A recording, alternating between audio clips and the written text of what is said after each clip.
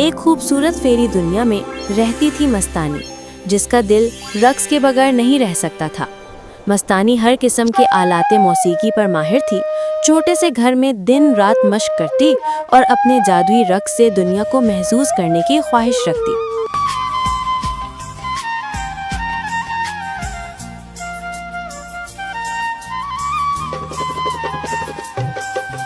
मगर यहाँ की बाज फेरीज उसके रक्स पर हंसते, मजाक उड़ाते और कहते, अरे मस्तानी, ये रक्स तो फजूल है, तुम इसमें वक्त ज़ाया कर रही हो।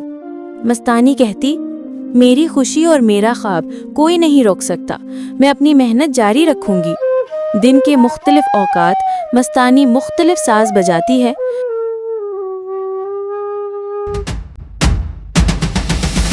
शाम को गांव की छोटी तकरीबात में रक्स करती है। हर परफॉर्मेंस में मस्तानी के रक्स में मजीद निखार आ जाता।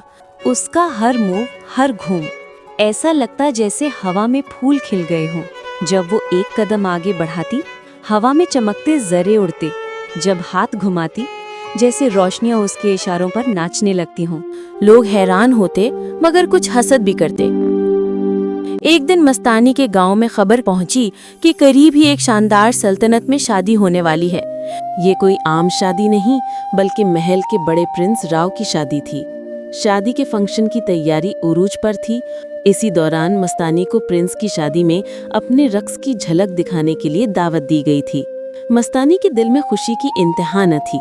ये पहला मौका था कि उसे अपने फन को महल के बड़े हॉल में बड़े लोगों के सामने पेश करने का मौका मिला।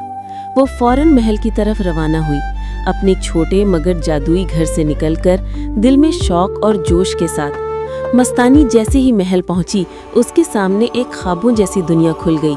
चमकते चिराग, सजे हुए सुतून और दूर तक फैला हुआ सुनहरी हॉल, ये सब उसे हैरान भी कर रहा था और खुश भी। लेकिन वो दिल की मजबूत थी। महल की चमक दमक से घबराने के बजाय उसने फौरन अपनी जिम्मेदारी समझते हुए शादी के लिए अपनी रक्स की परफॉर्मेंस की तैयारी शुरू कर दी। हर सुबह वो महल के बड़े हॉल में आकर धुनें बजाती, अपने घुंघरू बांझती और गहरे सांस के साथ मशक करती। हॉल की खामोशी में उसके कदमों की हल्की हल्की आवाज़ एक जादुई मौसीकी पैदा करती। फिर एक दिन वो हस्बे मामूल बड़े हॉल में अकेली रक्स की मशक कर रही थी। इसी लम्हे हॉल के दरवाजे पर एक साया रुका। ये शहजादा राव था। राव असल में शादी की तैयारी देखने आया था, मगर जैसे ही उसकी नज़र मस्तानी पर पड़ी, वो रुक गया। राव चंद लम्हे के लिए वहीं खड़ा रह गया, जैसे पहली नज़र ने दिल को खुद से आज़ाद कर दिया हो। लेकिन राव ने फौरन खुद को संभाला। वो जानता था कि उसकी शादी तय है। अगली सुबह महल में एक नई हलचल थी। आज वो दिन था जब शहजादी ज़ेबा, जिसकी शादी प्रिंस राव से होने वाली थी, महल पहुंचने वाली थी। महल के दरवाजों पर रंगीन पर्दे लटकाए गए, सुर्ख कालीन बिछाया गया और निगहबान खड़े थे। फिर सुनहरी रथ के दरवाजे खुले और शहजादी ज़ेबा बाहर उतरी। वो एक अमीर सल्तनत से आई थी और उसकी हर अदा से शाही नाजो अंदाज झलकते थे।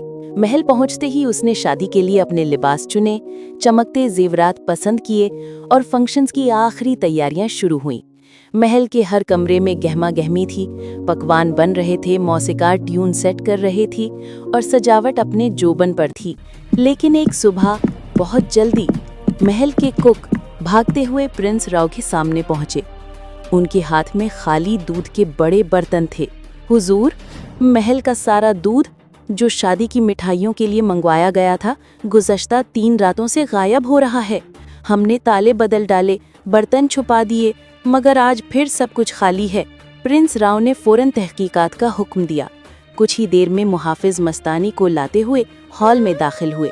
वो घबराई हुई थी, मगर सच्चाई की रोशनी उसके चेहरे पर साफ थी। प्रिंस राव ने उसकी तरफ देखा, वही निगाह जो एक दिन पहले हॉल में रक्स के दौरान रुकी थी। मुहाफिज बोले, हुजूर, ये नई आई है, इसी ने दूध चुराया होगा। मस्तानी ने कुछ न कहा। राव ने कुछ लम्हे तक उसे देखा, फिर एक सख्त मगर इंसाफ भरी आवाज में कहा, नहीं नहीं, मस्तानी पर कोई इल्जाम साबित नहीं, इसे फौरन जाने दिया जाए। मस्तानी के दिल में भी प्रिंस राव के लिए एक खास जगह बन गई। आखिरकार वो दिन आ पहुंचा जिसका महल में कई महीनों से इंतजार था। शहजादी ज़ेबा अपने शाही कमरे में तैयार हो रही थी। चमकते जेवरात, भारी दुपट्टा, सुनहरी लिबास, उसे देखकर लगता था जैसे कोई चांदनी अपने अंदर उतर आई हो। दूसरी तरफ शहजादा राव भी तैयार हो रहा था कि अचानक चंद सिपाही दौड़ते हुए अंदर आए। एक सिपाही हाँफते हुए बोला, महल के किचन के पास सांप की केचुली मिली है, लगता है कि वहां कोई जहरीला सांप आया था। राव का दिल चौंक सा गया, मगर राव के पास सोचने का वक्त न था और कहा, इस वक्त कुछ न बताओ, शोरगुल न फैले, शादी के बाद देखेंगे। पूरा महल हजारों चरागों और रंगीन क्रिस्टल लाइट से चमक उठा था। शादी का बड़ा हॉल रोशनी में नहाया हुआ, मेहमान अपनी नशिस्तों पर बैठे और फिर हाल के बीचों बीच रोशनी का हाला बना वो मस्तानी थी। नर्म चांदनी जैसा लिबास, कदमों में बंधे घुंघरू, चेहरे पर एतमाद और आंखों में ख्वाब।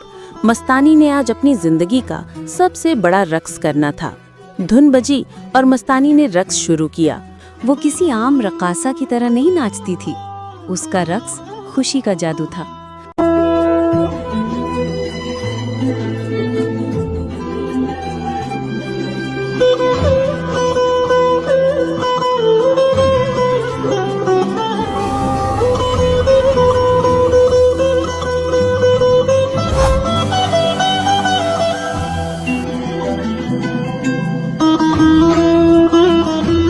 लोग मबहूत रह गए, किसी ने ऐसा रक्स पहले कभी नहीं देखा था।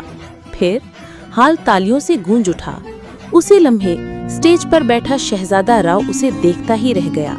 जैसे वो लम्हा, वो मौसीकी, वो रक्स उसके दिल पर नक्श हो गया हो। मगर फिर भी वो अपने आप को सीधा करके बैठ गया, क्योंकि वो स्टेज पर शहजादी ज़ेबा का इंतजार कर रहा था। मगर वक्त गुजरने लगा और ज़ेबा ना आई। मुहाफिज दौड़ता हुआ आया और शहजादा राव को बताया कि किसी ने शहजादी को अगवा कर लिया है। चेहरे पर हैरत और गुस्सा। शहजादा राव ने देर न की। वो अपनी तलवार संभालता घोड़े पर सवार होकर रात के अंधेरे में निकल पड़ा।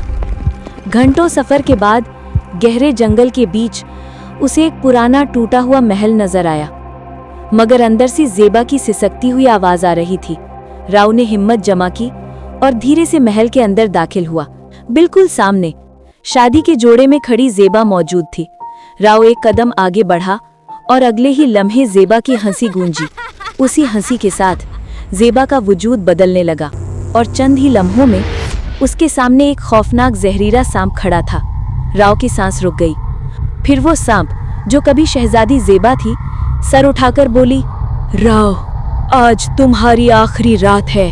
तुम्हें डसकर मैं 1 साल तक जवान और जिंदा रहूंगी। सांप अपने बड़े दांत निकालकर राव की तरफ झपटा।